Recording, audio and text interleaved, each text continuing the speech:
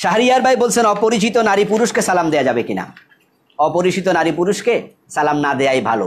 নারী কোনো পুরুষকে দেবে না, পুরুষ কোনো নারীকে দেবে না। তবে যদি কেউ দেয় তাহলে উত্তরটা একটু মনে মনে নেবেন, উত্তর নিয়ে নেবেন। কারণ এই জাতীয় সালাম কালাম থেকে পরবর্তী দেখা যায় যে পরিচয় তৈরি হয়, সে পরিচয় থেকে আবার একটু পরবর্তীতে দিন প্রচার করতে করতে দিলের প্রচার শুরু হয়, তখন মুখের পরিচয় থেকে গভীরতা তৈরি হয়। এটা এই জন্যই শরীয়তের পর্দার বিষয়টা খেয়াল রেখে আমরা বেগানা নারীকে সালাম না দেই, বেগানা নারী বেগানা পুরুষকে সালাম না দেই। তবে যদি দিয়ে দেয় তাহলে উত্তরটা মনে মনে নেবেন।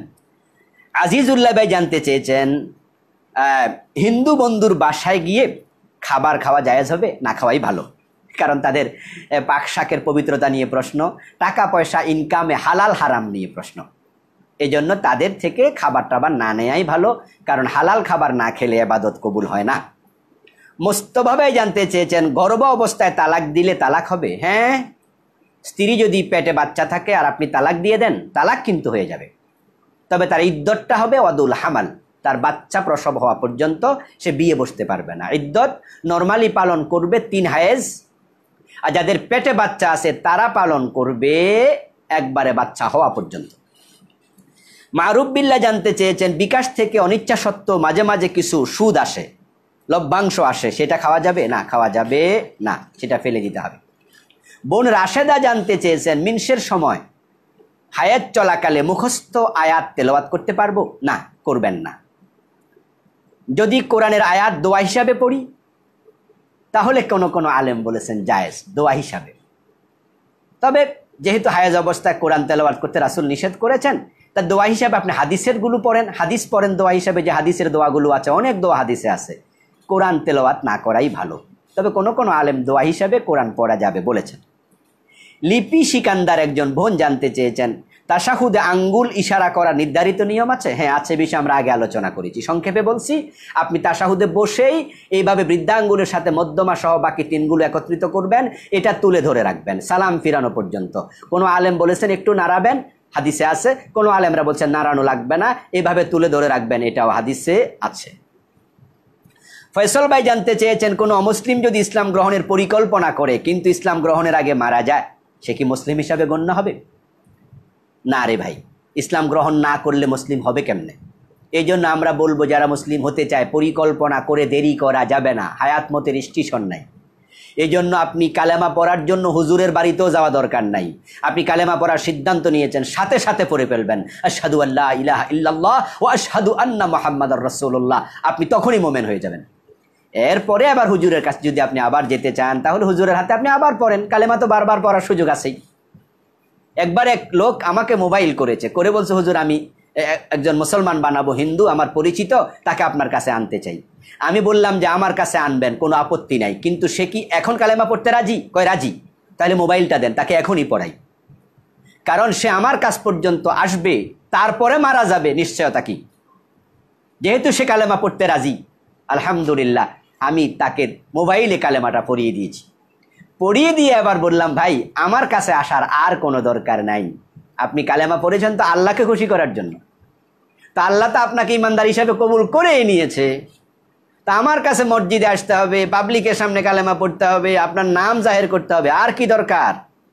যেহেতু আপনি বয়স্ক, বয়প্রাপ্ত, আপনি একজন বালেগ, আপনি এবার এফিডেভিট করে নেন, এফিডেভিট করে একটা ডকুমেন্ট আপনার কাছে রেখে দেন। আর যদি কালেমা এবার হুজুরের কাছে পড়তে চান মনে প্রশান্তির জন্য, তাহলে আপনি আপনার বাড়ির পাশে একজন মসজিদের ইমামের কাছে পড়ে নেন, আমার কাছে আর আসা দরকার নেই। এই জন্য বলবো যে কালেমা পড়ার জন্য যারা সিদ্ধান্ত নেবে আপনারাও দেরি করাবেন না। যারা আলোচনা শুনছেন, আমার এখানে অনেক আলেম ওলামা আলহামদুলিল্লাহ আছেন, আমার ভালো লাগে যখন আমার আলেম ভাইরা বলে যে হুজুর আপনার প্রশ্নোত্তর পর্বগুলো আমরা শুনি, তখন মনটা ভরে যায়, আলহামদুলিল্লাহ, এটাই সাদাকায়ে জারিয়া। আলেম ওলামা ভাইরা আপনাদের কাছেও যারা ইমান আনার জন্য তারা প্রস্তাব পেশ করবে, দেরি নাই, সাথে সাথে কালেমা পড়িয়ে দেবেন। যাও অজু করে আসো, কালেমাটা পড়ে নাও, অজু করায়া কালেমা পড়ায়া তাকে আগে ইমানদার বানিয়ে দেন। আব্দুর রহমান ভাই জানতে চেয়েছেন মনসুর হাল্লাস কে ছিলেন? মনসুর হাল্লাস উনি ইরাকের একজন ব্যক্তি, একজন আলিম, উনার নাম আবু আবদুল্লাহ হোসাইন বিন মনসুর। জন্ম নিয়েছেন 244 হিজরিতে, এন্তেকাল করেছেন 309 হিজরিতে। উনি একটু মাজজুব ছিলেন, একটু হালকা পাগল টাইপের লোক ছিলেন, হিতাহিত জ্ঞান ছিল না। কিছু লোক আপনার রাস্তায় দেখবেন যে হাঁটতেছে, চলছে, কেউ নামাজও পড়ে মাঝে মাঝে, আবার নামাজ পড়ে না। কখনো দেখা যায় যে পুরান কাপড় চোপড় পরে চলে, কাপড় ছিঁড়ে ফেলে, মাথায় জট বেঁধে গেছে। এই লোকগুলো মাজজুব, আকল নেই। তো মানসুর হাল্লাজ শেষ জীবনে সেটা হয়ে গিয়েছেন। এক পর্যায়ে তিনি আনাল হক বলেছেন। এই জন্য আনাল হক দাবি করার কারণে, হক মানি আল্লাহ, ইন্নাল্লাহু আল হক, তো তিনি বলছেন যে আমি হক। তৎকালীন ওলামায়ে কেরাম বলছে সে কাফের হয়ে গেছে, তাই তাকে হত্যা করা হয়েছিল মানসুর হাল্লাজকে। তো এখন কেউ কেউ ওনাকে আল্লাহর ওলি বানিয়ে দিচ্ছে, এটা আবার ঠিক না। আবার তাকে কেউ কাফের ফতুয়া দিয়ে কাফের বানিয়ে দেবেন, এটাও ঠিক না।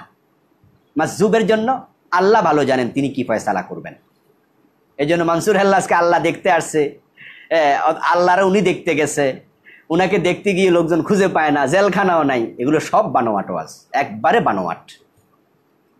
আল্লাহ আমাদের বোঝার তৌফিক দান করুক। সিফাত নামে একজন ভাই জানতে চেয়েছেন, হসপিটালে রোগী পাঠিয়ে কিছু কমিশন পাই, নেওয়া জায়েজ হবে? ঠিক হবে না। এটা আসলে কমিশন না, হাসপাতাল কর্তৃপক্ষ আপনাকে ঘুষ দিচ্ছে রোগী পাঠানোর জন্য। আর ওরা সেখানে গেলে অনেকে জবাই করে, রোগীদেরকে জবাই করে ফেলছে অনেক হাসপাতালের কর্তৃপক্ষ, আল্লাহ মাফ করুক। এই জন্য এটা না নেয়াই ভালো। পরিবার পরিকল্পনা অধিদপ্তরে চাকরি করা যাবে কি না, কাউসার ভাই জানতে চেয়েছেন। হ্যাঁ, অসুবিধা নাই, তবে জন্ম নিয়ন্ত্রণ করতে শিখাবেন, কিন্তু বন্ধ করতে শিখাবেন না। নিয়ন্ত্রণ জায়েজ আছে সাময়িক। একটা সন্তান জন্ম নিয়েছে, আরেকটা 2 বছর 2.5 বছর বুকে দুধ খাওয়ার হক আছে, তাই সেটা পেটে আসলে যেটা দুধে আছে, বুকে আছে, এটা হক নষ্ট হবে, মা সুস্থ হবে। এই জন্য বিরতিকরণ, নিয়ন্ত্রণ মানে বিরতিকরণ। কিন্তু একবারে বন্ধ করে দেবেন, এই চাকরি করবেন না, এটা জায়েজ নেই। রাকিব জানতে চেয়েছেন, কাতারে যখন দাঁড়াবো নামাজ পড়ার জন্য একা একা, তখন কি সামনে থেকে একজনকে টেনে এনে পিছনে দাঁড় করাবো, না একা একা পড়বো? না, আপনি একা একা পড়বেন না, কাতারের ভিতরে ঢুকে যাবেন। চেষ্টা করবেন কোথাও ফাঁক আছে কিনা। যদি আপনি কোনো ফাঁক না পান, তাহলে আপনি মাজুর। এখন আপনি বাধ্য হইয়া পিছনে একা একা পড়বেন, আরেকজনকে টাইনা পিছনে আনা দরকার নাই। একটি হাদিস আছে, তবে এটা জয়ীফ। এটা টাইনে আনবেন, ওই ব্যক্তির মনোযোগ নষ্ট হয়ে যাবে নামাজে। আবার যদি সে না বোঝে, তাহলে নামাজের মাঝে আপনাকে কোনো দিয়ে গুতা মারবে যে কে টানতেছে আমাকে, এটা স্বাভাবিক। আর তার নামাজের মনোযোগ নষ্ট করলেন। তা আপনি যেহেতু মাজুর, তাই আপনি এখন পিছনে একা একা নামাজ পড়ুন। তবে ইচ্ছা করে সামনে খালি রেখে পিছনে একা একা নামাজ পড়া যাবে না। এই জাতীয় একজন পড়েছিল, আল্লাহ রাসূল বলছে তুমি নামাজ আবার পড়ো।